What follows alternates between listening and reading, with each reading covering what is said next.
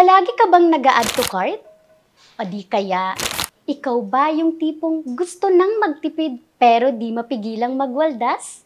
Don't worry, dahil may hack na pwedeng makatulong sa'yo. Ang 50-30-20 rule ay isang financial hack para malaman kung saan mo gagastusin ang pera mo.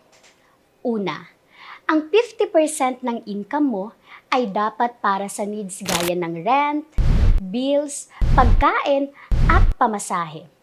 Ang 30% naman ay para sa wants gaya ng coffee, gadgets, at travel goals. Habang ang tirang 20% ay para sa savings at investments. Ngayon, alam mo na ang secret para hindi ka forever broke. Lahat tayo deserve ang maging masaya sa perang kinita natin. Pero kung lagi kang ubus-ubos biyaya, ito na ang oras para ikay maging wais maisip biyaya.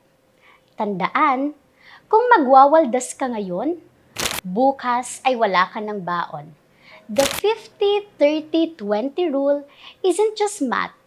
Ito ay shield laban sa utang, stress, at broke life.